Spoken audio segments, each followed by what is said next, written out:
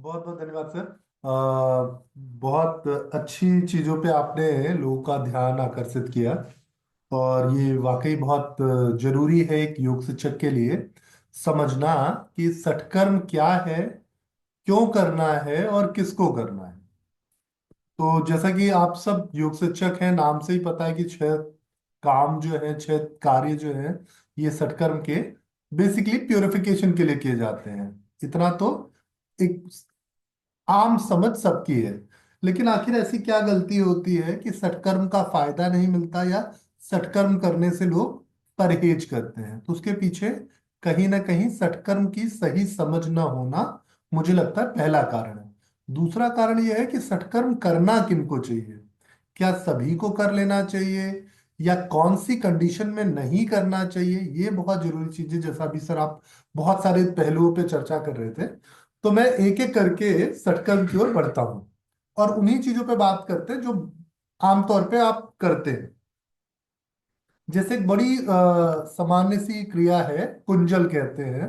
पानी पी के वोमिट करके बाहर निकाल देते हो आप, है ना। कुंजल क्रिया जो है, ये कहा जाता है कि ये आपके पेट की सफाई करता है, स्टमक वॉश का प्रोसेस है। साथ साथ ही आपके लंग्स को भी क्लीन करता है, ऐसा माना जाता है। तो आखिर क्या हम करें तो ये किस तरीके से कारगर होगा? अगर पॉसिबल हो तो कुछ लोग अपनी स्क्रीन ऑन कर लीजिए, वो टू वे इंटरेक्शन थोड़ा इजी हो जाता है। तो पहली प्रक्रिया सटकर्म का जब आप कर रहे हैं कुंजल, तो किन चीजों का ध्यान रखें तो क्या फायदा होगा? तो मैं दो तरह के पेशेंट्स पे सटकर्म ये कुंजल का अभ्यास आपको बताता हूँ। एक पेशेंट ऐसा है जो हाइपर एसिडिटी का पेशेंट है, या जिसको पेट में बहुत ज्यादा एसिड बनता है जिसकी वजह से इसोफेजियल रिफ्लेक्स होता है, और बहुत ज्यादा उसको बेचैनी रहती है, पाचन उसका अच्छा नहीं रहता। एक पेशेंट ये है आपके पास, है ना, जिसको आप बोल सकते हो कि ये जीआरडीएसिस का पेशेंट है, या जिसको आप हाइपर एसिडिटी का पेशेंट बोल सकते हो, या आप कह सकते हो कि ये हाइटल हार्निया का पेशेंट है। तो एक पेशेंट हम ये लेते हैं जिसको स्टमक में बीटा ब्लॉकर सेल एचसीएल ज्यादा प्रोड्यूस कर रही हैं। और दूसरा एक पेशेंट हम वो लेते हैं जिसको ब्रीदिंग डिफिकल्टी होती है, जिसको एलर्जिक ब्रोंकाइटिस है, या जिसको इन्फेक्शियस ब्रोंकाइटिस है, या जिसको अस्थमेटिक कंडीशन है, जिसको वेदर चेंज में सांस लेने में तकलीफ आती है, या जिसके लंग्स में जितनी हवा आनी चाहिए उससे काफी कम हवा आती है। तो दो दो परिस्थितियों में कुंजल का अभ्यास बहुत कारगर है। पर सिर्फ ये दो परिस्थितियों में नहीं कारगर है, वैसे तो कुंजल का बहुत बड़ा क्षेत्र है। अभी मैं दो पेशेंट से बात करता हूँ, फिर धीरे धीरे और चीजों पे भी बात करेंगे। तो पहले देखते हैं कि एक पेशेंट जो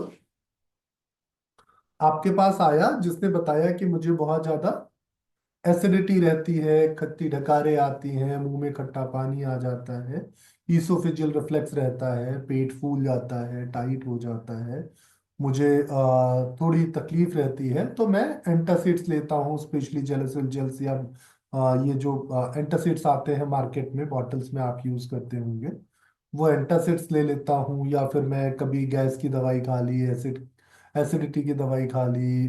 जैसे एक आम आम समझ होती ना एसिडिटी की दवाई के लिए, कि आपने रेनेटिडीन खा ली, एसिलॉक खा लिया, या आपने कुछ पेंटोप्राजोल खा लिया, ओमेप्राजोल खा लिया, या ऐसी कोई दवाई खा ली जिससे आपका थोड़ी देर के लिए एसिड सिक्रेशन रुक जाए। तो पहले यहां समझना होता है कि ये एसिडिटी वाकई है क्या। ठीक। जब भी कभी आप एसिडिटी का इलाज करें तो पहले ये समझिए कि एसिडिटी है क्या, ये एसिड क्या है, एसिड हमारे लिए जरूरी क्यों है, और अगर ये एसिड हमारे लिए जरूरी है तो फिर आखिर ये डिस्टरबेंस क्यों आई। ठीक। तो स्टमक में एक लेयर होती है सेल्स की, जिनको बीटा ब्लॉकर सेल कहते हैं, जिसका काम होता है HCl, हाइड्रोक्लोरिक एसिड, बनाना। तो ये सेल्स जो है HCl हाइड्रोक्लोरिक एसिड बनाती हैं, जिस हाइड्रोक्लोरिक एसिड का काम होता है कि अगर आपने गलती से भी कोई ऐसी चीज खा ली जो आपके जीवन के लिए अच्छी नहीं है, है ना, कोई बैक्टीरियल इन्फेक्टेड फूड खा लिया, कुछ फंगस खा लिया, कुछ ऐसी चीज खा ली जो आपके लिए अच्छी नहीं है। मतलब कोई भी चीज हो सकती है, चाहे वो इन्फेक्शियस हो, नॉन इन्फेक्शियस हो, टॉक्सिक हो, कुछ भी जो आपके लिए खाना नहीं है। अगर आपने ऐसा कुछ खाया तो उसके प्रभाव को खत्म करने के लिए आपके स्टमक में HCl का सिक्रेशन होता है। तो कभी आपने देखा होगा ना, शादी ब्याह में दोपहर में ही खाना बना और खाना शाम होते होते गर्मियों के सीजन में खाना खराब हो गया, और रात को लोगों ने बहुत चाव से खाना खाया, और पता चला कि बारात में खाना खराब हो गया था, इस वजह से 50 लोगों का पेट खराब हो गया। फिर 500 लोगों की बारात में 50 लोगों का पेट खराब हुआ, बाकी के 450 लोग बच के हो गए। तो जो 450 लोग बचे, वो बचे HCl की वजह से। क्योंकि HCl की खासियत ये है कि ये आपके पेट में कोई भी ऐसी चीज जो आपको नुकसान पहुंचा सकती है, उसको ये न्यूट्रलाइज कर देता है, उसको स्टरलाइज कर देता है। तो एक तरीके का ये बहुत अच्छा मैकेनिज्म है आपकी बॉडी का। लेकिन क्या हो जब इस HCl की सिक्रीशन के बिना ही आपके पेट में खाना चला जाए? तो जिस परिस्थिति में ये HCl का सिक्रेशन या तो कम सिक्रीट होगा या समय के बाद सिक्रीट होगा, लाइक मैंने 9 बजे खाना खाया और मेरा HCl का सिक्रेशन 10, साढ़े 10, सवा 10 बजे आ रहा है, तो क्या होगा कि मेरे खाने का जो एसिमिलेशन का प्रोसेस था, जो स्टरलाइजेशन का प्रोसेस था, वो प्रोसेस डिले हो गया। तो खाना नीचे रह गया, HCl ऊपर आ गया। अब वो HCl क्या होगा, थोड़ी देर बाद बहुत सारे गैसेस बनाएगा, जिसकी वजह से ऊपर की ओर मुझे रिफ्लेक्स फील होगा, और मुझे छाती में जलन जैसा फील होगा, एक इसोफेजियल रिफ्लेक्स होगा, मुंह में कई बार खट्टा पानी आएगा, खट्टी डकार होगी, और मुझे बड़ी बेचैनी होगी। ये आगे चल के अगर ऐसा चलता रहा तो ये एक तरह का हार्निया डेवलप कर सकता है, जिसको बोलते हैं हाइटल हार्निया। उसमें क्या होगा कि आपका स्टमक का कुछ हिस्सा आपके डायफ्राम को परफोरेट करके, फाड़ के ऊपर की ओर निकल जाएगा आपकी थोरैसिक कैविटी में। ये बाद में सर्जिकली ही मैनेज किया जा सकता है। तो जितने भी लोगों को हाइपर एसिडिटी रहती है, ज्यादातर लोगों को ये कंडीशंस हो जाती है आजकल, ये बहुत कॉमन है। तो इसीलिए डॉक्टर क्या कहते हैं कि सुबह सुबह खाली पेट एक एंटासिड खा लो, तो ये आपको सही रखेगी। अगर कम एसिडिटी है तो 24 घंटे का आराम दे देगी, ज्यादा है तो शाम को एक और खा लेना।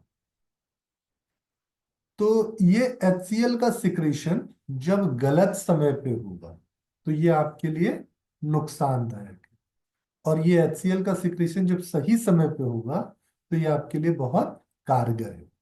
जो भूख का एहसास होता है, जो आपको एपेटाइट की फीलिंग आती है ना, यार बहुत देर हो गई, खाना खाने का मन कर रहा है, तो ये भूख का एहसास HCl के सिक्रीशन के बाद ही होता है। तो यूजली हमारा ब्रेन स्टमक को एक मैसेज देता है कि भाई HCl बनाने का टाइम हो गया है, HCl सिक्रीट कर। तो जब ब्रेन स्टमक को बोलता है HCl बनाने के लिए, तो स्टमक HCl बना देता है।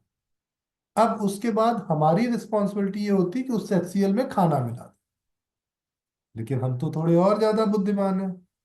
तो हम क्या करते हैं कि जिस समय हमारे स्टमक में HCl सिक्रीट हुआ, उस समय हम खाना नहीं खाते। तो फिर ब्रेन को लगता है यार ये तो बड़ा बेवकूफ आदमी है, मैं HCl सिक्रीट किया, इसने खाना ही नहीं डाला।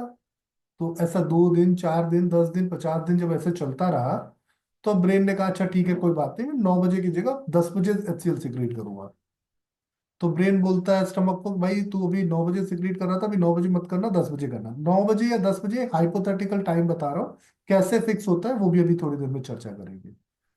तो ब्रेन ने बोला कि स्टमक को कि अभी तू जो 9 बजे सिक्रीट कर रहा था ना, अभी तू 10, सवा 10 बजे करना, ये थोड़ा आलसी आदमी है, देर से खाता है। चलो जी ठीक है। मुझे फिर सेहत का बुखार चढ़ा कि नहीं नहीं यार, सुबह जल्दी नाश्ता करने से सेहत अच्छी हो जाती है। तो मैंने क्या किया, सुबह उठा, नहाया धोया, फटाफट खा लिया। अब HCl आएगा कितने, 10, सवा 10 बजे। मैंने खा लिया 8, साढ़े 8 बजे। 9 बजे और ठूस के एकदम पैक्ड। अब क्या होगा, मेरा पेट फूलेगा, मेरे को इरिटेशन होगी, हेजिटेशन होगी, मेरा डाइजेशन खराब होगा। सो ये कहानी थोड़े दिन तक चलती रही, तो फिर ब्रेन को लगे यार ये तो बड़ा सुधर गया है, तो जल्दी खाने लगा। तो फिर मेरा HCl जल्दी सीक्रेट होने लगा, मैं देर से खाने लगूंगा। तो जब भी मेरे खाने की टाइमिंग में वेरिएशन आएगा, मेरे खाने की टाइमिंग में वेरिएशन आएगा, तो ये HCl का सिक्रीशन प्रभावित होगा। क्लियर? जब भी मेरे खाने के टाइमिंग में वेरिएशन आएगा, ये HCl का सिक्रीशन प्रभावित होगा। अब ये HCl जो है, ये पुरानी याददाश्त के हिसाब से सिक्रीट होता है। तो लाइक अगर मैं दिन में 3 मील्स ले रहा हूं, तो क्या होगा? ये 3 बार सिक्रीट होगा। मैं दिन में 5 मील्स ले रहा हूं, तो ये 5 बार सिक्रीट होगा। मैं दिन में 2 मील्स ले रहा हूं, तो 2 बार सिक्रीट होगा। मैं दिन की 1 मील ले रहा हूं, तो ये 1 बार सिक्रीट होगा। लेकिन क्या हो जब मैं हर थोड़ी थोड़ी देर बाद फ्रिज से जाके कुछ निकाल के मुंह में ठूस ले रहा हूँ?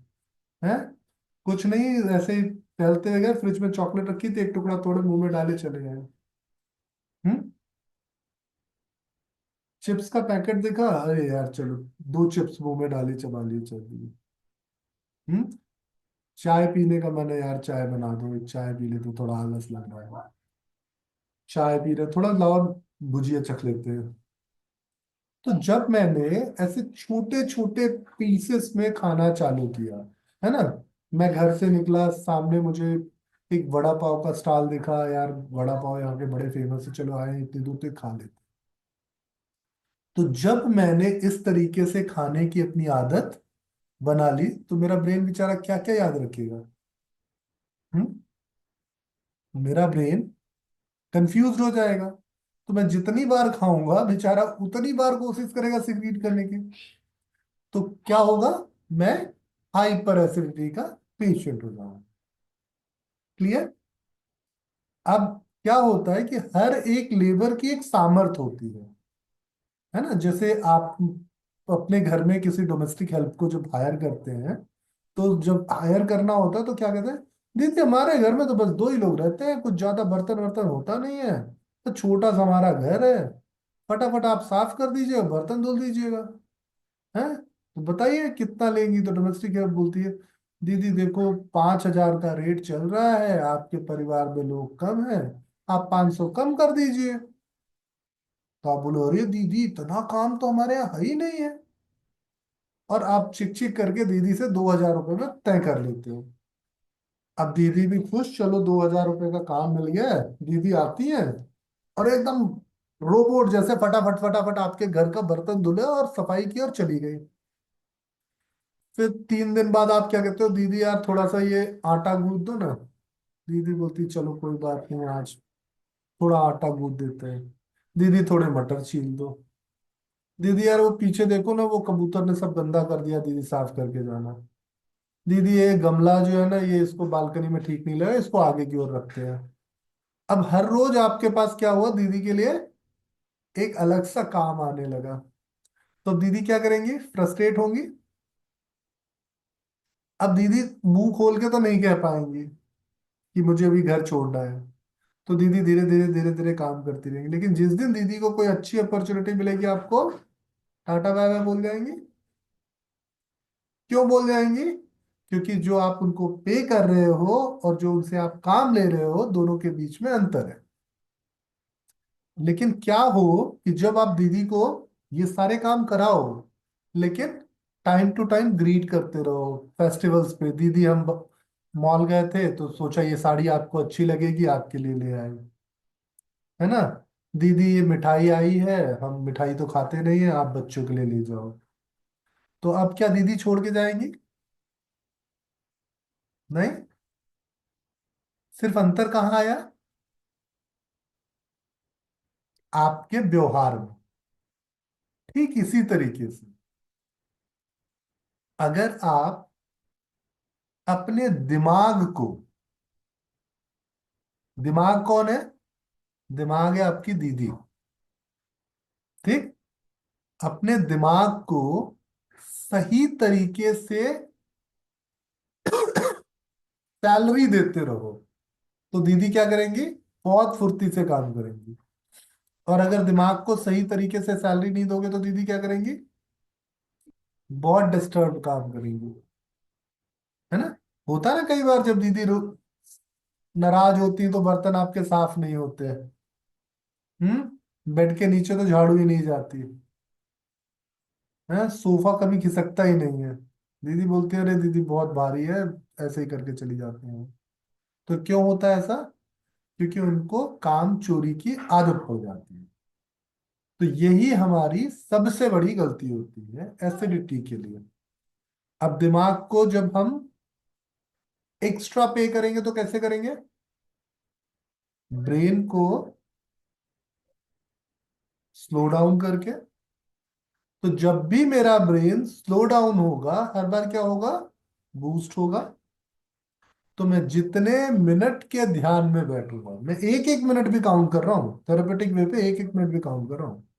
जितने मिनट के ध्यान में बैठूंगा, जितने देर में अपने ब्रेन की एक्टिविटी को मिनिमाइज करूंगा, जब मेरा brain alpha beta gamma theta state पे होगा, तो क्या होगा? मेरे ब्रेन को एडिशनल बोनस मिलेगा। तो मेरे को लापरवाही करने की आजादी मिल जाएगी। राइट? लेकिन क्या होगा जब मैं ये लापरवाही कर रहा होऊंगा, तो एक कंडीशन आती है कि मेरे स्टमक की लेयर के ऊपर एक कोटिंग हो जाती है। कभी आपने देखी इस तरह की कोटिंग? आपके किचन में अक्सर होती है। किचन पे कभी आप अपने चिमनी के नीचे एक कपड़ा डाल के देखिए, या अगर कोई आसपास आपके विंडो है, विंडो के ऊपर कपड़ा डाल के देखिए, या आप टाइल्स अगर रेगुलर नहीं क्लीन करें, 2 4 10 दिन बाद देखिए, तो एक कोटिंग हो जाती है ना, ऑयल की, धुएं की। तो ये जो कोटिंग है, ये कोटिंग हमारे स्टमक पे भी लगातार होती रहती है, जिसकी वजह से HCl का सिक्रीशन चाह के भी ढंग से नहीं हो पाता। तो हमें क्या करना होता है? सिर्फ इस कोटिंग को क्लीन करने की जरूरत है। हमारे HCl का सिक्रीशन कुंजल से नहीं मैनेज होगा। तो जितने लोग कुंजल इसलिए करते हैं कि इससे हाइपर एसिडिटी मैनेज हो जाएगी, सबके सब अनजाने में बस पानी पिए जा रहे हैं, उल्टे जा रहे हैं, पानी पिए जा रहे हैं, उल्टे जा रहे हैं। हाइपर एसिडिटी या हाइपो एसिडिटी, दोनों ही कंडीशन पे बात करता हूँ। ये कंडीशन आती है ना जब भूख नहीं लगती आपको, है कुछ खाने का मन नहीं करता, इस कंडीशन में HCl कम सिक्रीट होता है। और एक कंडीशन आती है कि खाते ही आपको एकदम अजीब सा फील होने लगता है, 1 घंटे बाद तो बेचैनी चालू हो जाती है, ये होती है हाइपर एसिडिटी। तो ये दोनों ही कंडीशंस कुंजल से नहीं ठीक होंगी। कुंजल से सिर्फ क्या होगा? स्टमक की जो इंटरनल लेयर है उसकी सफाई होगी। तो अगर किसी को हाइपर एसिडिटी रहती है, तो उसका थेरेपेटिक मैनेजमेंट कैसे करेंगे? उसको बोलेंगे भैया सुबह सुबह गर्म पानी से 7 दिन तक लगातार कुंजल करो। क्यों करें? क्योंकि वो स्टमक की लेयर को क्लीन करे। अब यहां पे जो गर्म पानी होगा, वो गर्म पानी सिर्फ इतना गर्म होगा जिसको हम अच्छे से पी सके। यहाँ बहुत ज्यादा गर्म पानी पीने की जरूरत नहीं है, क्योंकि बहुत ज्यादा गर्म पानी पिएंगे तो क्या होगा? वो पानी आपको निकालने में थोड़ी तकलीफ बढ़ जाएगी। तो कभी भी एकदम से बहुत गर्म पानी की ओर मत जाइए। पहले ठंडा पानी भी नहीं है ये जो आप ल्यूकवार्म वाटर बोलते हो ना, ल्यूकवार्म से थोड़ा ज्यादा गर्म है, चाय से थोड़ा कम है। ल्यूकवार्म से थोड़ा ज्यादा गर्म है, चाय से थोड़ा कम है। और इस पानी में जो नमक आप डालते हैं, है ना, कोई कहता है सेंधा नमक डाल लो, कोई कहता है ये नमक डाल लो, वो नमक डाल लो। तो नमक क्यों डालते हैं? नमक डालने के पीछे सिर्फ एक कारण होता है कि नमक जो है वो बैक्टीरियोस्टैटिक इफेक्ट रखता है। बैक्टीरियोस्टैटिक का मतलब होता है कि किसी भी तरीके से अगर आपका पानी कंटामिनेटेड है, प्रोसेस में कहीं कुछ इन्फेक्शन चला जाए, या अंदर कोई सेलुलर टूट फूट हो जाए, सेलुलर इंजरी हो जाए, तो ऐसी परिस्थिति में क्या करना है आपको? वो नमक वाला पानी उसको हील कर देगा नेचुरली, बिना किसी इन्फेक्शन के। तो इसलिए नमक वाला पानी यूज करते हैं स्पेशली गले के लिए। ये जो आपका ग्लॉटिस एपिग्लॉटिस पढ़ा ना आपने, वोकल बॉक्स और थ्रोट का कॉम्बिनेशन की, एक तरफ आपका स्वर यंत्र है, दूसरी तरफ आपका फूड पाइप है। तो एक विंड पाइप है, एक फूड पाइप है, दोनों के ऊपर एक ही ढक्कन पलटता रहता है बेचारा। तो इस ढक्कन में जब आप जबरदस्ती उल्टी करते हो तो बहुत जोर लगता है। इस ढक्कन पे बहुत जोर लगता है, और अगर नमक नहीं होगा तो इस ढक्कन पे सूजन आ जाएगी। इस वजह से नमक की मात्रा अच्छी होनी चाहिए। तो नमक की मात्रा किसके लिए कितनी अच्छी है, कैसे डिसाइड करेंगे हम? बहुत सरल सा तरीका है इसका। जितना नमक आप अपनी दाल में पसंद करते हो, है ना, आपके दाल में, जैसे दाल में कुछ लोग कम नमक पसंद करते हैं, कुछ लोग ज्यादा नमक पसंद करते हैं, तो उनके ब्रेन को उस नमक की आदत होती है। तो वैसा ही नमक अगर आप डालोगे तो उनकी बॉडी उस नमक पे रिस्पॉन्सिव होगी, इन्फेक्शन वाला मीडियम नहीं आने देगी।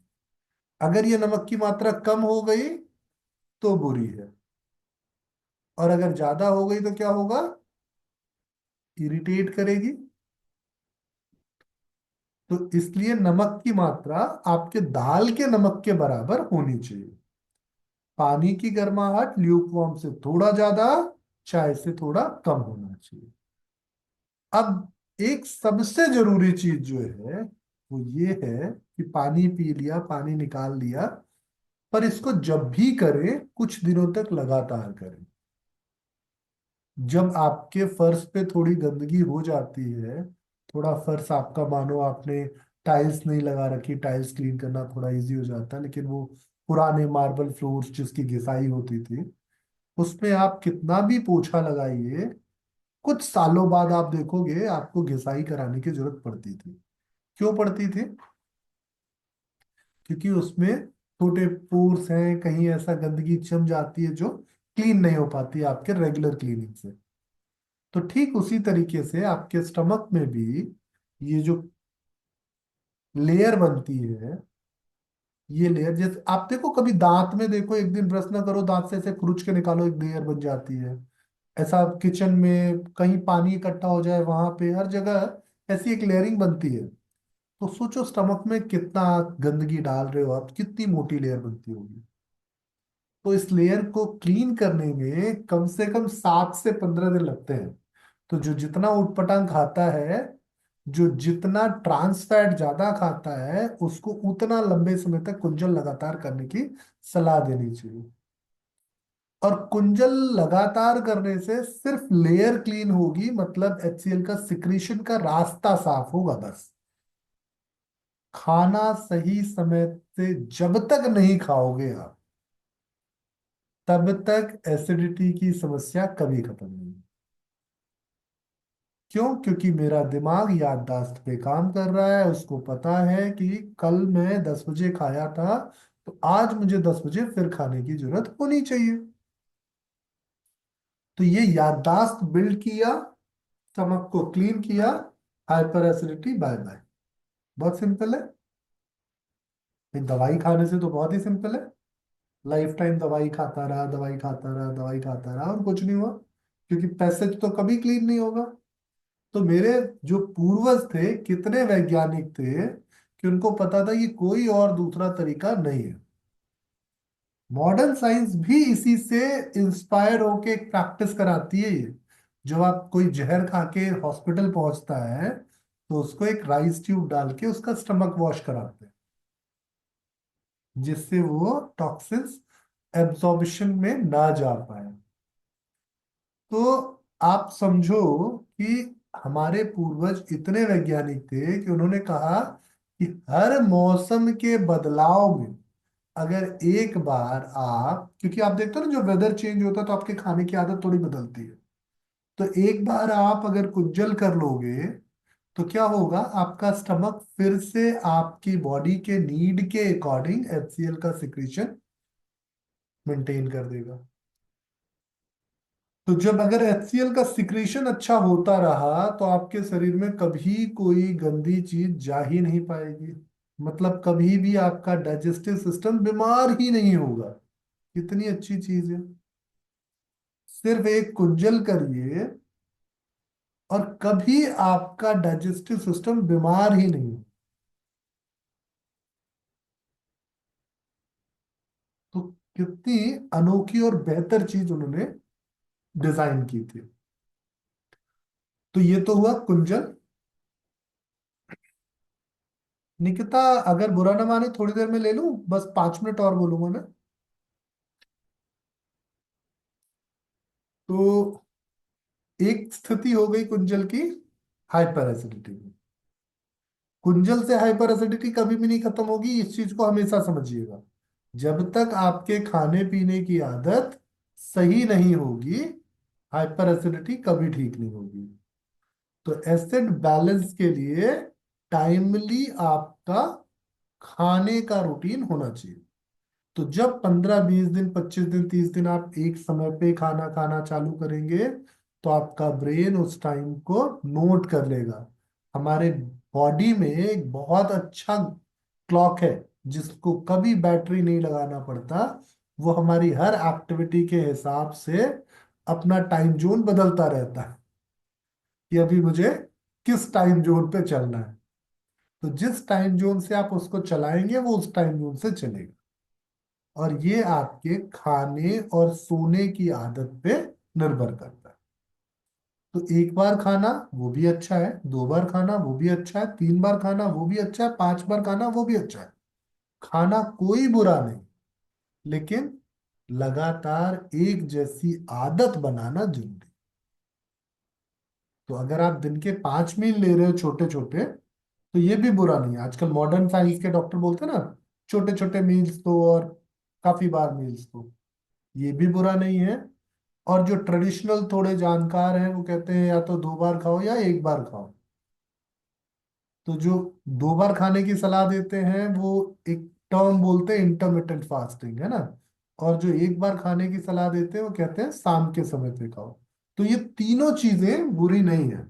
5 बार खाना ये आपकी व्यक्तिगत चॉइस है, 2 बार खाना आपकी व्यक्तिगत चॉइस है, एक बार खाना या जो स्टैंडर्ड तरीका 3 बार ब्रेकफास्ट लंच और डिनर, ये भी ठीक है। बस सबकी टाइमिंग एक जैसी रखिएगा, तो कभी एसिडिटी नहीं होगी।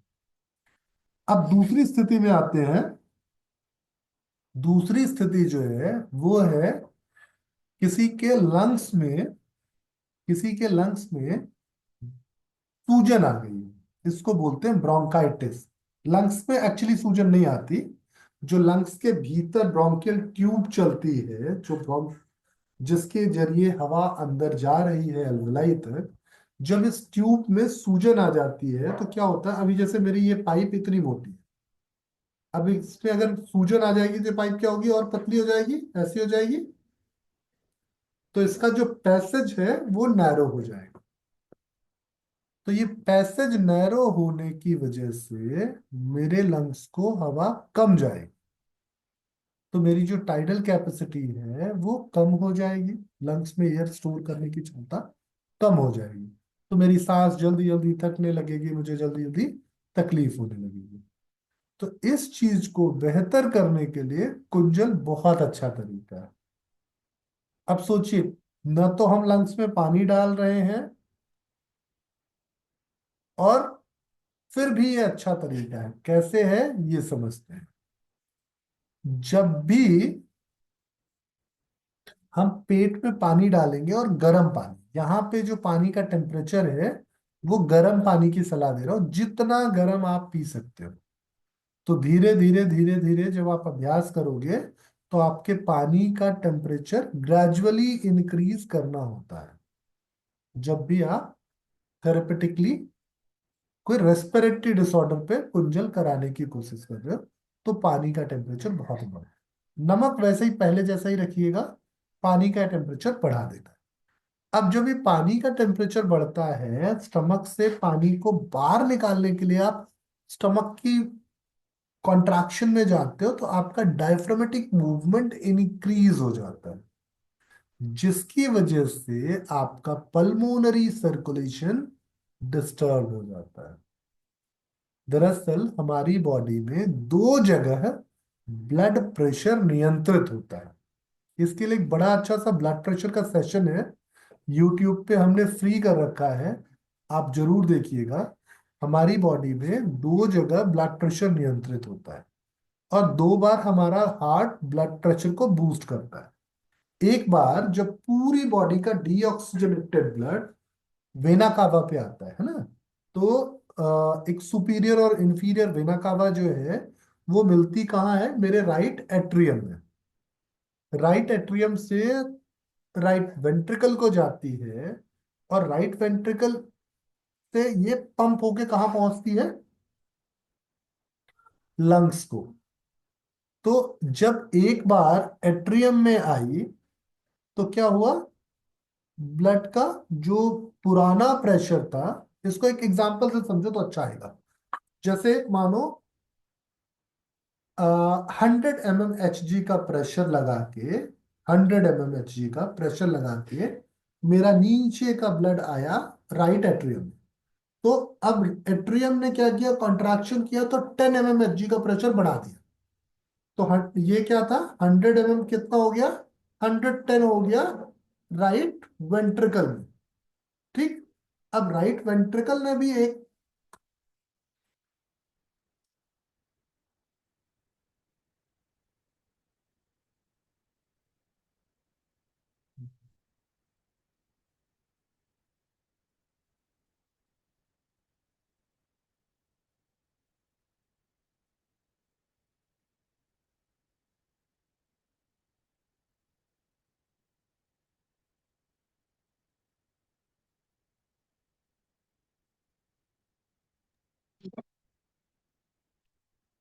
मेरी आवाज आ रही है ना? सॉरी, बीच में वो लाइट चली गई तो उस वजह से थोड़ा सा ड्रॉप हो गया। कोई नहीं। तो मैं ये बता रहा था कि 100 mm Hg का प्रेशर राइट एट्रियम में आया, एट्रियम ने कॉन्ट्रैक्शन किया, और वो ब्लड अब पहुंचा राइट वेंट्रिकल में। वेंट्रिकल का कॉन्ट्रैक्शन हुआ तो 110 से 120 mm Hg का प्रेशर हो गया। अब ये 120 mm का जो ब्लड था वो पहुंचा कहाँ, वापस लंग्स के पास। लंग्स ने क्या किया, इसका 20 mm Hg का प्रेशर रिड्यूस कर दिया, तो फिर ये ब्लड क्या हो गया, 100 mm Hg का प्रेशर हो गया। फिर वहां से 100 mm Hg का प्रेशर आया लेफ्ट एट्रियम में। लेफ्ट एट्रियम ने फिर कॉन्ट्रैक्शन किया, इसका 10 mm Hg का प्रेशर फिर बढ़ा दिया। अब ये ब्लड कहाँ पहुंचा, लेफ्ट वेंट्रिकल में। लेफ्ट वेंट्रिकल फिर कॉन्ट्रैक्ट हुआ, और इसका 10 mm Hg का प्रेशर फिर बढ़ा दिया। तो अभी ब्लड का प्रेशर फिर से क्या हो गया, 120 हो गया। अब ये आया ऑर्टा में। ऑर्टा से ये पूरी बॉडी को ट्रेवल करने लगा। तो बॉडी में जिस जिस ऑर्गन पे ये ब्लड गया, सेल्स ने इस ब्लड को यूज किया, एंड इसका अगेन 20 mm Hg का प्रेशर कम कर दिया। जैसे एक बार 20 mm Hg का प्रेशर किसने कम किया था, लंग्स ने। दोबारा 20 mm Hg का प्रेशर कौन कम कर रहा है, सेल्स। तो फिर ये सेल्स में मेटाबॉलिक प्रोसेस में जाने के बाद फिर कहाँ पहुंचेगा, अगेन राइट एट्रियम में। तो इससे क्या हुआ कि मेरी बॉडी में जब जब ब्लड का प्रेशर बढ़ा, तब तब मेरे सिस्टम ने उस प्रेशर को कम कर लिया। तो मेरा बीपी क्या रहेगा, 120/80 mm Hg प्रेशर रहेगा, राइट। ये बढ़ेगा नहीं। ये आपको पता है ना बीपी कैसे होता है, ये mmHg का प्रेशर कैसे निकालते हैं, आपका सिस्टोलिक और डायस्टोलिक प्रेशर क्या होता है, ये पता है ना आप सबको? अगर किसी को नहीं पता है तो प्लीज एक बार हाथ खड़ा कर दीजिएगा, तो मैं इसको एक्सप्लेन कर देता हूँ, नहीं तो आगे बढ़ जाता हूँ। अभी आपका हाथ पहले से ही था, तो सर उम्मीद। नहीं पता, प्लीज अच्छा, बता दीजिए। ठीक है। तो आपकी वेसल्स में जो ब्लड ट्रेवल करता है, तो जब आपकी वेसल्स को हम कॉन्स्ट्रक्ट करते हैं, जहां पे खून का बहाव रुक जाता है, ये होता है आपका सिस्टोलिक प्रेशर। और फिर जब वापस हम उस खून के वेसल्स को ढीला छोड़ने लगते हैं, तो जिस परिस्थिति में ये खून फिर से नॉर्मल आता है, ये होता है आपका डायस्टोलिक प्रेशर। तो 20 mmHg का जब प्रेशर लगाएंगे आपकी खून की नली पे, तो वो क्या होगा, खून का बहाव रोक देगी, है ना। 120 mmHg का प्रेशर लगाएंगे तो खून का बहाव रोक देगी, और 80 mmHg का प्रेशर होते ही फिर से खून ठीक से बहने लगेगा। तो ये हो गया आपका नॉर्मल प्रेशर। अब जब आपका खून तेज तेज दौड़ने लगेगा तो क्या करना पड़ेगा, हमें ज्यादा प्रेशर लगाना पड़ेगा। तो 120 से जब हम 140 का, 160 का, 180 का प्रेशर लगाने लगेंगे, मतलब खून ज्यादा तेज दौड़ रहा है। तो ज्यादा तेज दौड़ेगा तो सेल्स को डैमेज करेगा, लंग्स को डैमेज करेगा, राइट। इसीलिए बढ़ा हुआ ब्लड प्रेशर अच्छा नहीं है हमारे लिए। और अगर ब्लड प्रेशर स्लो हो जाएगा आपका तो क्या होगा, कम प्रेशर में ही रुक जाएगा, तो भी अच्छा नहीं है। तो आपको ऑब्स्टेकल्स हो जाएंगे, आपकी बॉडी को सही ब्लड सप्लाई नहीं मिलेगी। तो ब्लड का प्रेशर आपकी बॉडी में बहुत इंपॉर्टेंट रोल प्ले करता है। और जब आप कुंजल करते हो तो ये आपकी पल्मोनरी आर्टरी के प्रेशर को इंक्रीज कर देता है, जो कि स्पेशली लंग्स डिजीजेस में डिक्रीज रहता है। तो जब इंक्रीज करेगा तो क्या होगा, सेल्स के भीतर खून बहुत तेजी से जाएगा, तो जो सेल्यूलर ब्लड जो है वो वैस्कुलर ब्लड से बहुत तेजी से एक्सचेंज होगा। तो सेल्स में जो दूसरी चीजें इकट्ठा हुई है, जाहिर सी बात है सूजन आएगी तो सेल में कलेक्शन होगा। कलेक्शन किस चीज का होता है, बलगम का, स्पुटम। तो जब खून तेजी से जाएगा तो स्पुटम सेल से बाहर निकल जाएगा। तो जब आप कुंजल करते हो तो बहुत सारा बलगम बाहर आता है। तो जब आपके पानी का प्रेशर ज्यादा रहेगा तो ब्लड का प्रेशर ज्यादा बढ़ेगा, तो बलगम बाहर आ जाएगा। तो आपकी सूजन थोड़ी रिलैक्स हो जाएगी, यू फील थोड़ा बेहतर, आपका लंग्स ज्यादा अच्छा फील कराने लगेगा आपको। तो अगर ये प्रोसेस आप थोड़े समय तक बार बार करोगे तो बहुत हद तक आपकी सूजन कम हो जाएगी, खून का बहाव बढ़ जाएगा। और खून क्या करता है, न्यूट्रिशन देता है। सबसे पहला काम खून क्या देता है, सेल्स को न्यूट्रिशन देता है। दूसरा बड़ा काम क्या करता है, अगर आपके खून में अमीनो एसिड्स अच्छे हैं तो वो सेल को रिपेयर भी करता है। तो आपके लंग्स को अच्छा काम करने के लिए एनर्जी भी दी और सेल को रिपेयर भी करना चालू किया। तो अभी जो वो सूजन पहले आई थी अब क्या करेगी, देर से आएगी। और अगर अच्छे से रिपेयर हो गया तो नहीं भी आएगी। बट ब्रोंकस में ब्लड सप्लाई बहुत कम होती है, उसके लिए बहुत स्ट्रेनुअस कार्डियोवैस्कुलर एक्टिविटी करनी होगी, तब जाके उस लेवल पे आपको इंप्रूवमेंट आएगा। पर इनिशियल इंप्रूवमेंट तो आ गए, आपको ब्रीदिंग डिफिकल्टी कम हो गई आपकी। तो अगर कुंजल वाले को करा रहे हो, मतलब सॉरी लंग्स डिजीज में करा रहे हो तो कैसे कराना है समझ में आया आपको। और डाइजेस्टिव डिजीज में करा रहे हो तो कैसे कराना है ये समझ में आया। दोनों ही सिर्फ क्या है, सपोर्टिव ट्रीटमेंट्स हैं, ये ट्रीटमेंट्स नहीं है। अभी आपने जो किया ये ट्रीटमेंट नहीं है। पर क्या है, जब स्थिति दयनीय है तो क्या होगा, इमरजेंसी सिचुएशन में आपको रिलीफ देने के लिए ये काफी अच्छा तरीका है। तो ये दोनों ही ट्रीटमेंट का तरीका नहीं है, पर इन टाइम ऑफ इमरजेंसी आपको बहुत हेल्प करेगा।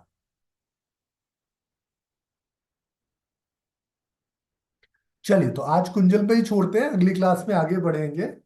अभी आपके कुछ सवाल ले लेते हैं, क्योंकि बहुत सारे लोग अपने सवालों के लिए हमसे जुड़ते हैं। जो लोग हमारा रिकॉर्डेड सेशन देख रहे हैं उनके बहुत सारे सवाल होते हैं, हालांकि हम ग्रुप में मैनेज करने की कोशिश करते हैं या हर रोज मैनेज करने की कोशिश कर रहे हैं, लेकिन फिर भी अगर किसी के कुछ सवाल है तो जरूर पूछिएगा। और एक चीज और, एक बहुत जरूरी चीज, कि 20 तारीख से हमारा मेडिकल योगा का लाइव बैच स्टार्ट हो रहा है, जहाँ पे ये जो साइंस में अभी आपको बहुत लेमैन लैंग्वेज में समझा रहा था, ये बहुत डिटेल से पढ़ने का मौका है लाइव मेरे साथ। मंडे टू फ्राइडे क्लासेस होंगी। और ये वैसे तो 16 तारीख से शुरू हो रहा था, पर फिर कुछ कुछ कारणों से ये एक्सटेंड होता होता 20 तारीख को हुआ। तो अभी ये 20 तारीख के बाद कोई एक्सटेंशन नहीं होगा इसमें, पक्का है ये। अब कोई भी बड़ा व्रत आ जाए, कुछ भी हो जाए, एक दिन चलो हमें लगा कि भाई बिना पानी के लोग व्रत कर रहे हैं तो उनको थोड़ी हम अगर मदद कर सकते हैं तो जरूर करें। लेकिन अभी अब इसमें कोई एक्सटेंशन नहीं होगा। तो अभी 20 तारीख से ये बैच स्टार्ट हो रहे हैं। तो अगर किसी का मन में कुछ इफ एंड बट है, किसी को लगता है करूं ना करूं, क्या होगा क्या नहीं होगा, सर्टिफिकेशन को लेके चिंता है, या नॉलेज को लेके चिंता है, या ये चिंता है कि मुझे साइंस नहीं समझ में आएगी, तो देखिए अगर आपको समझ में नहीं आएगी तो मेरे पढ़ाने का कोई फायदा नहीं।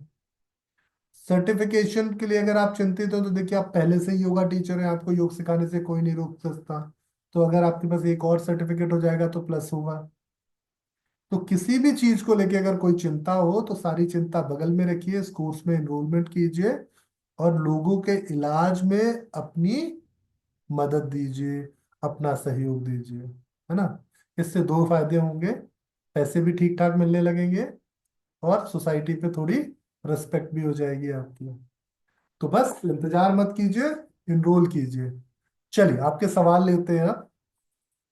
रिया बहुत देर से आपका हाथ खड़ा है, तो पहले आपसे ही बात कर लेते हैं।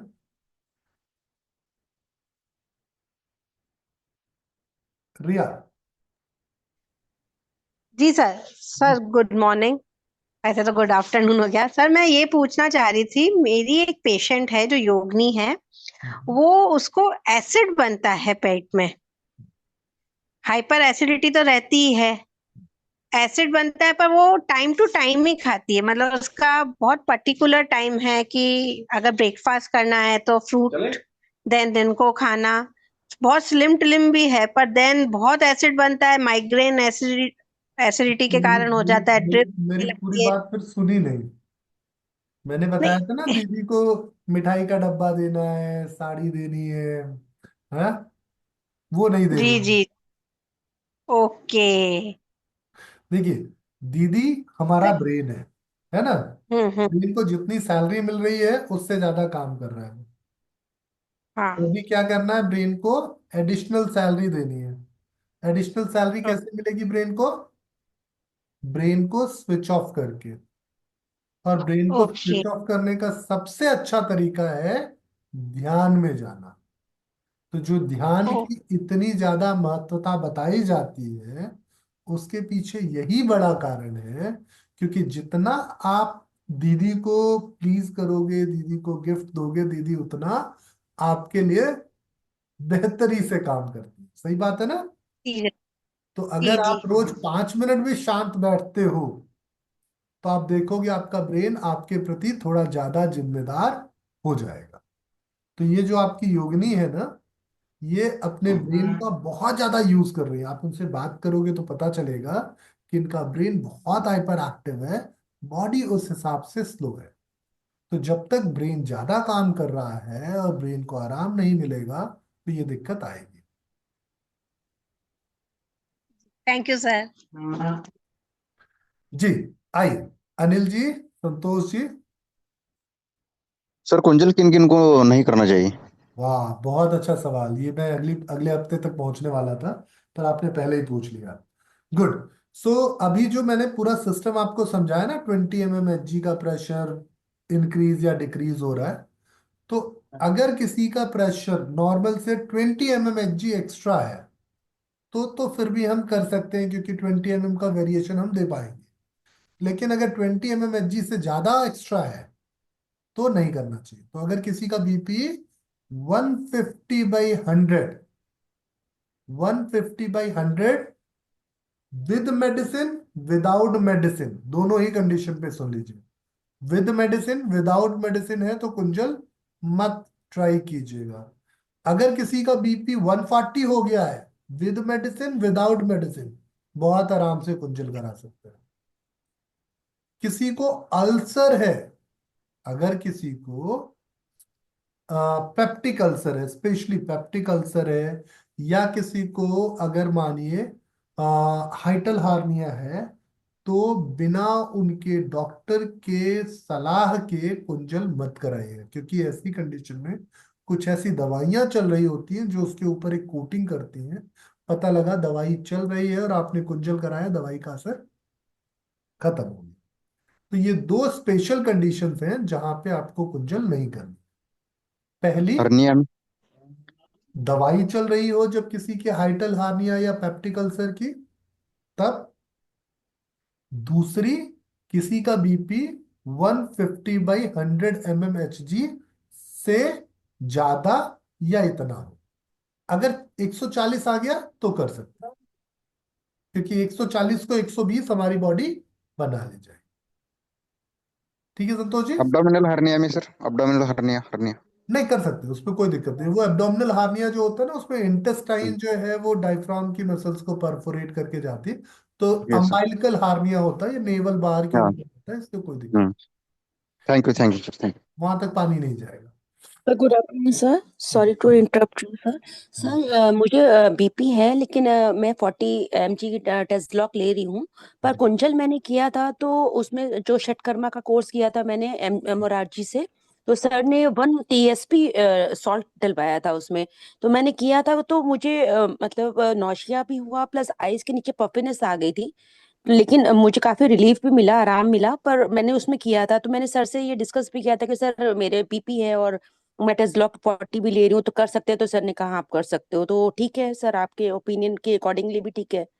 कुसुम जी, पर मैं आइज के नीचे अगर पफीनेस आप, आ गया था जी। मैंने कहा आपको कि अगर आप विद मेडिसिन या विदाउट मेडिसिन दोनों ही हम्म कंडीशन में, अगर हम्म। 150 से नीचे का ब्लड प्रेशर मेंटेन कर रही हैं तो कर सकते हैं। ठीक। Okay sir. अब ये जो सूजन आई क्यों आई, क्योंकि आपने पूरा पानी बाहर नहीं निकाला था। क्या होता है जी कि जब आपका पानी पूरा बाहर नहीं निकलेगा तो जाहिर सी बात है कि आपका जीएफआर रेट बढ़ना चाहिए। लेकिन जो लोग थोड़ा मेंटली स्ट्रेस्ड होते हैं उनका जीएफआर नहीं बढ़ पाता। तो जब जीएफआर नहीं बढ़ता तो ऐसी कंडीशन में थोड़े समय के लिए बॉडी टेम्परेरली वाटर रिटेन कर लेती, क्योंकि ब्रेन को लगता है कि कुछ एक असामान्य स्थिति आई है, पता नहीं पानी मिलेगा नहीं मिलेगा। तो ऐसी कंडीशन में ब्रेन वाटर को रिटेन करने की कोशिश करता है। ये 2-3 दिन में सामान्य अपने आप हो जाता है। तो ये कोई बीमारी की कंडीशन नहीं है। इसको थैंक यू सर। ज्यादा बेहतर समझने के लिए आपको क्लास में आना होगा, क्योंकि ये जो अभी मैंने जीएफआर जी टर्म यूज किया, ये है ग्लोमरस फिल्ट्रेशन रेट। आपका किडनी कितना फिल्टर करता है ये आपका ब्रेन डिसाइड करता है। इसके लिए एक हार्मोन रिलीज करता है जो एडीएच कहलाता है, एंटी डाययूरेटिक हार्मोन। ये आपके ब्लड प्रेशर पे भी अफेक्ट करता है और आपकी बॉडी में कितना वाटर मेंटेन कर। तो ये सारी चीजें काफी कॉम्प्लेक्स हो जाएगा, तो ये इसलिए इसको मैं बहुत ज्यादा नहीं एक्सप्लेन कर रहा हूँ। ठीक है। ठीक है सर। सर ये प्रैक्टिकल भी करवाते हैं सर इसमें? बिल्कुल कराएंगे कुसुम जी। जब हम अगर कोई चीज आपको बता रहे हैं तो प्रैक्टिकल्स नहीं समझोगे तो सिखाओगे क्या। जी जी, ठीक है सर, थैंक यू सर। चलिए, तो अगला सवाल लेते हैं। सीमा जी, अनिल जी, तनु त्यागी। गुड नमस्ते आफ्टरनून। सर। जी नमस्कार, एक एक करके बोल दीजिए। सीमा वासने। जी सीमा जी। सीमा वासने। मेरा क्वेश्चन ये है डॉक्टर साहब, ये कुंजल क्रिया रोज करनी चाहिए या नहीं करनी चाहिए, और किस एज के कैंडिडेट को नहीं करनी चाहिए? देखिए सीमा जी, रोज तो नहीं करना चाहिए। रोज करेंगी अगर आप तो जो लेयर है ना वो घिस जाएगी। आ, जी आपके घर में जो गाड़ी है उसको जब भैया आते हैं सुबह सुबह साफ कर रहे हैं तो वो रोज रगड़ते नहीं, जी है ना। रोज रगड़ेंगे तो आप जी देखो उसमें छोटे छोटे छोटे छोटे निशान बनने लगते हैं, वो स्क्रैचेस आने लगते हैं। आपका पेंट जो है वो धीरे धीरे धीरे धीरे डल होने लगेगा। तो क्या करते हो आप, हल्के हाथों से उसकी सफाई। जी तो इसीलिए कुंजल रोज करने की सलाह तो नहीं है। हाँ, थेरेपेटिकली कुंजल की सलाह मैं देता हूँ। स्पेशली वेदर चेंज पे मैं कुंजल की सलाह देता हूँ। अगर आपकी क्लिनिकल कंडीशन है तो कभी भी कर सकते हैं। क्लिनिकल कंडीशन नहीं है तो मैं कहूंगा जब वेदर चेंज होता है उस समय अगर आपने 5-7 डेज कुंजल कर लिया तो ये अपने आप में सफिशिएंट। जी क्योंकि जी, मतलब अपनी हैबिट जो है नहीं ऐसी क्रिएट करनी चाहिए। नहीं जब नहीं, जब नीडेड है तभी करना चाहिए। रोज करेंगे तो फिर अंदर की लेयर जो है ना वो पतली हो जाएगी और फिर बाद में आपको और समस्याएं हो सकती हैं, स्पेशली अल्सर जैसी दिक्कतें। नहीं, मेरा कहने का मतलब ये है जैसे वीक में एक बार या मंथ में एक बार ऐसा कुछ रूटीन होना चाहिए। एक बार करने से कुछ होगा नहीं। देखिए वो वही बात हुई ना कि मन को संतुष्टि के लिए आपने एक बार कर लिया, एक बार से कुछ होगा नहीं। जी तो एक बार जी अगर आपका मन है, ठीक है, आपको संतुष्टि मिलती है, कर लीजिए। मतलब जैसे होता ना कि आप दिवाली की जो सफाई करते हो, जी तो साल की एक सफाई होती है जो बहुत डिटेल्ड सफाई होती है। जी लेकिन वैसे तो आप रोज सफाई करते हो घर की, फिर भी दिवाली में इतना कचरा कैसे आ जाता है? जी। तो इसलिए रोज करना या हफ्ते में एक रोज करना तो खैर नुकसान करेगा, हफ्ते में या महीने में एक बार करने से कुछ खास फायदा होगा नहीं। कोई भी चीज ना, जब तक जैसे एक टैबलेट आपने एंटीबायोटिक की खा ली तो कुछ नहीं कर पाएगा ना, तो उसी तरीके से जी एक दिन आपने कुंजल कर लिया तो कुछ खास फायदा होगा नहीं। क्योंकि एक दिन तो आपके सिस्टम को उस चीज को एक्सेप्ट करने में लग जाता है। बहुत सारे लोग जो एक आध बार कभी कुंजल कर लिए हैं, वो अपने आप को सोचते हैं कि यार मैंने डिटॉक्सिफिकेशन कर लिया, तो ये समझदारी नहीं। या कभी आप शौकिया चले गए पंचकर्मा सेंटर और वो तेल वेल लगवा लिया और आपने सोचा कि डिटॉक्स हो गया, तो समझदारी नहीं। डिटॉक्सिफिकेशन नहीं, एक तो फिर डॉक्टर साहब कब कर कैसा करना चाहिए? मेरा क्वेश्चन अभी ये पूरा आंसर आया नहीं, मतलब कैसे करना चाहिए? वीक बताया तो, वीक में एक बार, दो बार? नहीं नहीं बताया, जितनी बार, 6 बार मौसम का परिवर्तन होता है, तो 12 महीने में अच्छा अच्छा। 6 बार मौसम का परिवर्तन होता है। अब इस 6 जी मौसम के परिवर्तन, ऑलमोस्ट 2-2 महीने का एक एक मौसम चलता है हमारे यहाँ। जी तो जी 6 मौसम के परिवर्तन में अगर 5 से 7 दिनों का हर चेंज पे आप करना चालू कर दें तो ये बेहतर है। जी और कई बार क्या जी। होता है, थैंक यू। कुछ कुछ मौसम ऐसे होते हैं जिनमें हमारा खान पान नहीं बदलता। जैसे सर्दियों में जी हमारा खान पान थोड़ा बदलता है, गर्मियों में थोड़ा बदलता है। लेकिन जब गर्मियां चालू होती हैं एक बार मार्च से लेके जी सितंबर तक मुझे लगता है सब एक जैसे ही खाते हैं, जी है ना। सितंबर के बाद फिर खाना जी पीना थोड़ा चेंज होता है। तो जितनी बार जी आपका खाना पीना आप चेंज करोगे, उतनी बार कुंजल की जी। सलाह मेरे हिसाब से आपको होनी चाहिए। थैंक यू डॉक्टर साहब। और किस एज तक कैंडिडेट को कर लेनी चाहिए? ये तो देखिए एज नंबर है, तक? अगर आप करने का सामर्थ्य 80 में भी रखते हैं तो 80 में भी करिए, 100 में रखते हैं तो 100 में अच्छा। भी कर लिए। एज तो नंबर है। अब जी कोई जी। 100 साल का आदमी थैंक यू। अगर जहर खा लिया तो भी तो उसका पेट साफ करेंगे ना। थैंक यू डॉक्टर साहब, आपका समझाने का तरीका बहुत अच्छा है। Thank you. जी, तनु जी, अनिल जी। हाँ सर, गुड आफ्टरनून। जी। सर एक्चुअली मेरा जो क्वेश्चन है वो एसिडिटी से ही रिलेटेड है।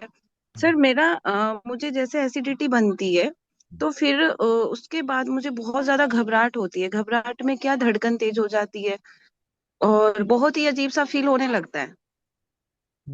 तो तनु जी, वो ये एसिडिटी हाँ नहीं जैसे है ये। हाँ जी सर। ये एसिडिटी नहीं है, ये एंजाइटी है। आप कितने साल की हैं? Sir 37, sorry 36। 36। हाँ जी। ये कब से हो रहा है आपको? सर वो ना मतलब 3-4 साल से इसी तरह से, तो डॉक्टर्स मोस्टली डॉक्टर्स ये बोलते हैं कि तुम्हें गैस की प्रॉब्लम नहीं, तुम्हें सोचने से गैस बनती है। हाँ, मैं वही वही मैं भी जा रहा हूँ। क्योंकि हाँ जी। ये एंजाइटी अटैक्स हैं। और ये, अच्छा। हाँ, ये स्पेशली आपके ब्रेन के पैटर्न और हॉर्मोन्स के पैटर्न की वजह से हो रहे हैं। तो इसको एक बार थोड़ा सा नोट कीजिएगा। हाँ जी सर। पीरियड से पहले, पीरियड्स के 15 दिन बाद, 12 दिन बाद, और पीरियड्स के दौरान अगर ये हो रहा है तो ये हाँ जी सर। ईस्ट्रोजन डोमिनेंस है। और अगर ये मानिए ठीक पीरियड से पहले आ रहा है हाँ जी सर। तो ये ईस्ट्रोजन का डिक्लिनेशन है। तो थोड़ा सा ना प्लीज अपने ऊपर काम कीजिए, और ये हाँ जी सर। इम्प्रूव हो जाएगा। तो थोड़े अच्छे कपड़े पहनिए, थोड़ा घूमने फिरने जाइए, आप अपने पतिदेव के साथ थोड़ा अच्छा टाइम स्पेंड कीजिए, कुछ अपने शौक की चीजों पे इन्वेस्ट कीजिए, थोड़ा अच्छा मेकअप खरीदिए, तो ये चीजें इम्प्रूव हो जाएंगी। अच्छा सर, तो मतलब ये कोई मतलब उस टाइम पे तो ऐसा लगता है कि जैसे अब जान सी निकल गई, अब तो नहीं नहीं, बहुत वो डर, इसी, मतलब अंदर एक डर सा बैठ गया अकेले रहने में भी, नहीं वैसे नहीं, भी कि तनु नहीं जी, फिर। ऐसा कुछ नहीं होगा, ऐसा कुछ भी नहीं होगा। मैं अच्छा। हमेशा एंजाइटी के पेशेंट्स पे एक अच्छी चीज कहता हूँ, आप भी इस चीज को दिमाग में बैठा लीजिए। जी सर, जी सर। एंजाइटी जैसे एक छोटा सा बच्चा होता है ना, जब उसके मन की बात आप नहीं सुनते हो तो वो रोने पटकने लगता है, परेशान करने लगता है, टेंट्रम बिल्कुल। दिखाने लगता है। ठीक वैसे हाँ ही जी। आपका ब्रेन आपके साथ कर रहा है, क्योंकि आप ब्रेन की बात नहीं मान रहे हो। ठीक है। अच्छा। ठीक है तो सर। थोड़ा सा अपने ब्रेन को प्लीज करना सीख लो, अपनी खुशियों पे थोड़ा ध्यान दे दो, बहुत हो गया। अच्छा सर। कब तक हाँ जियोगे सर। ऐसे बोरियत वाली जिंदगी? सर एक एडवाइस मैं और लेना चाहती हूँ। सब ये बोलते हैं कि तुम न्यूरो को दिखाओ, तुम उसको दिखाओ, ये मतलब है तो सब ब्रेन से ही ऐसा कुछ तुम्हारे। आप किसी को मत दिखाइए, ठीक है? हाँ जी सर। हाँ आप जी सर। बस थोड़ा सा अच्छे कपड़े पहनिए, थोड़ा सा बाहर घूमिए, थोड़ा सा अपना ध्यान दीजिए, क्योंकि आप अपना ध्यान नहीं दे रही हैं और सालों से नहीं दे रही हैं, उसका परिणाम है। ठीक है? सर, आपने जिम्मेदारियां तो तो बिना बिना जिम्मेदारियां देखे देखिए ही लगी जैसे रहेंगी सब जीवन में। बिना देखे ही जैसे सब जान लिया। हॉर्मोन्स का और पैटर्न है, इसीलिए मैंने आपका एज पूछा ना।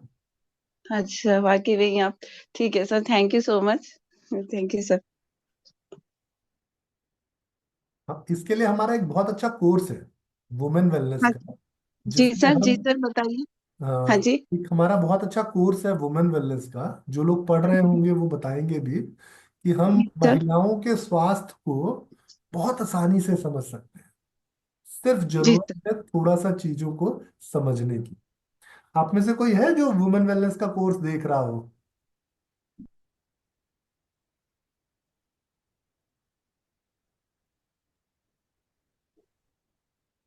सर मैं कर रही हूँ। जी जी रिया जी, हाँ। कुछ वीडियोस देखे आपने? आपने? कितने देखे? हाँ, पूरे 20 देख लिए सर। Very good. तो क्या किस नतीजे पे पहुंची आप? ये मनीषा जी का किया था 18वें सेशन। एग्जैक्टली मेरे को उनका नाम पर उनका भी यही था कि अगर हम खुश रहते हैं हम्म। और हम एक्टिव रहते हैं तो हम ज्यादा अच्छे से सारी चीजों को मैनेज कर पाते हैं। हमारा ऐसे चल और वो बरोबर रहता है। वो एक्चुअली हार्मोन्स के नाम मेरे को याद नहीं हुए प्रॉपर। कोई बात नहीं।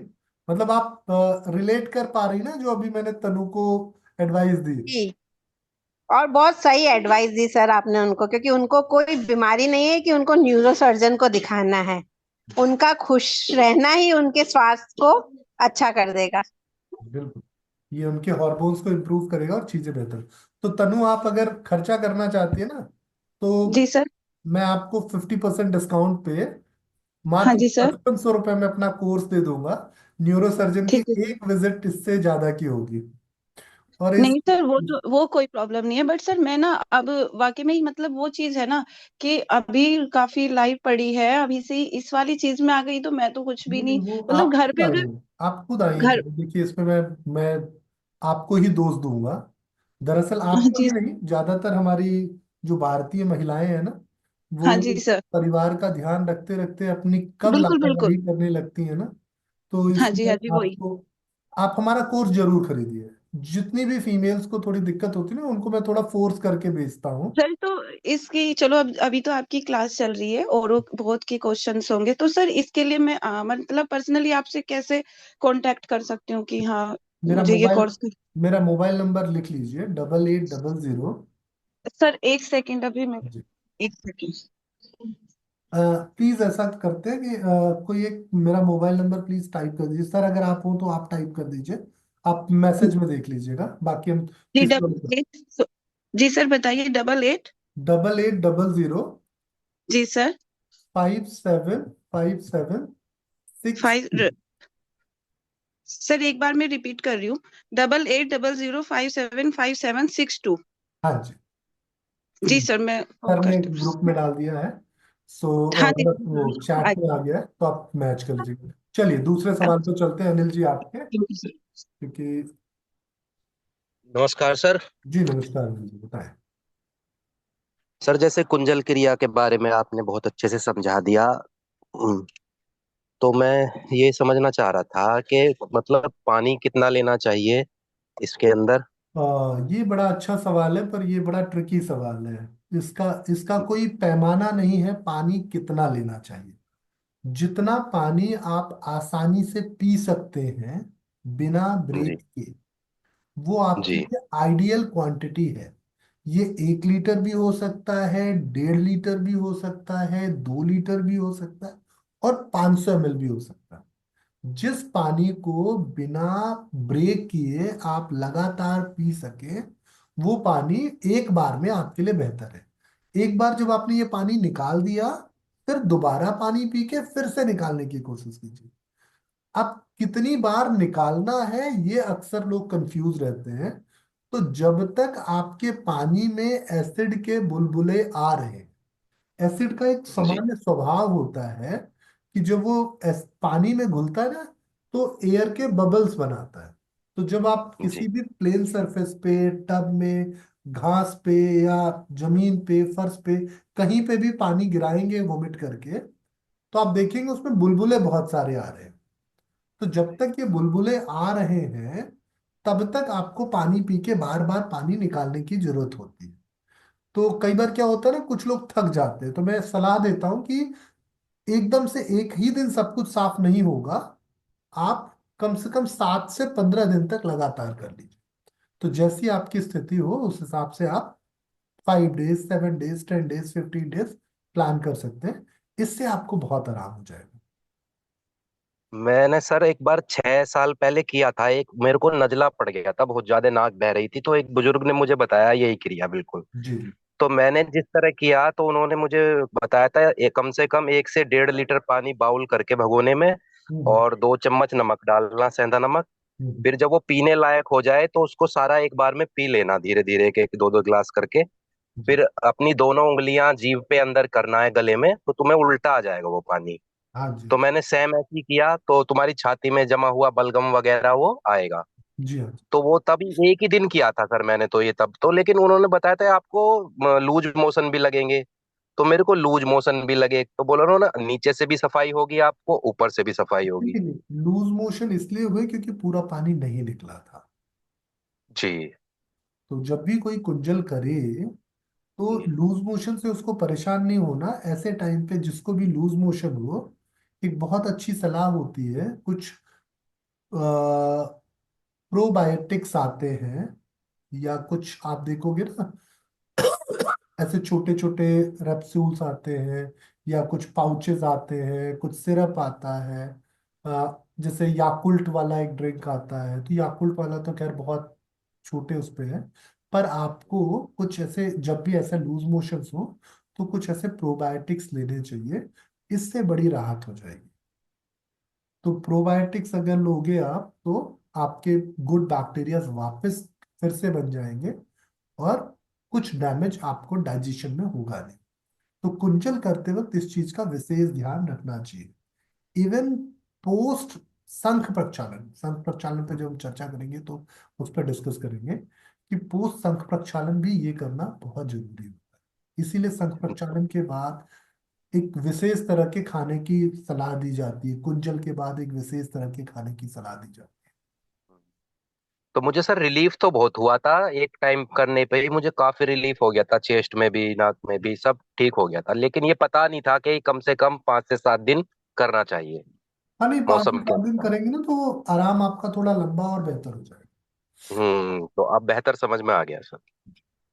ठीक है चलिए, सर। तो अभी और कोई हाथ नहीं दिख रहा है मुझे ऊपर, तो आज की बातचीत को हम यही समाप्त करते हैं। आप सबके समय और सहयोग के लिए धन्यवाद। सर एक एक बात रह गई सर मेरी, अगर आप वो दें सर। बोले अनिल। सर वो जो अपना ऑडियो वाला फॉर्मेट वाला कोर्स लिया है मेडिकल योगा का, उसकी एक वीडियो तो मैं देख लिया, आपने 20 22 वीडियो दे दी थी मुझे। तो वो आगे नहीं बढ़ पा रही सर, आगे मतलब मिल नहीं पा रही मेरे को अगला सेशन। 20 आ गई ना आपको? हाँ 20 आ गई सर, एक मैं देख भी चुका उसमें से, अब मैं वो ढूंढता हूँ तो वो मैं पहुंच नहीं पाता वहां पर। आपको मैंने एक लिंक भेजा होगा, वो लिंक के थ्रू भी पहुंच सकते हैं। और अगर उस लिंक के थ्रू नहीं पहुंच पा रहे हैं तो आप मुझे एक बार कॉल कर लीजिएगा, मैं सारा आपको डिटेल कर दूंगा। हाँ वही हो रहा है सर, मैं लिंक को ढूंढ रहा हूँ, उसमें ग्रुप में कोई से भी मिल नहीं पा रहा वो। आप मुझे कॉल कर लीजिएगा, मैं आपको। ठीक है सर। हाँ। Okay sir. अनिल जी, आपने ऑडियो सेशन, अच्छा ठीक है, हम बात करते हैं, मुझे हाँ जी ठीक है, वही है। हम बात ठीक है करते सर। हैं जी। ओके। अच्छा, आपने सीमा जी के साथ किया, ठीक, अभी याद आ गया। जी हाँ जी हाँ जी। जी। Thank you.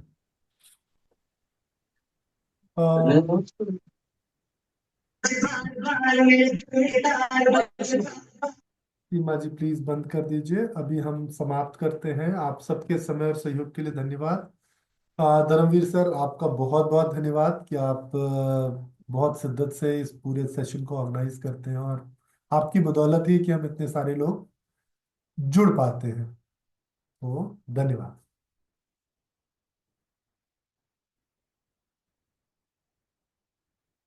Thank you.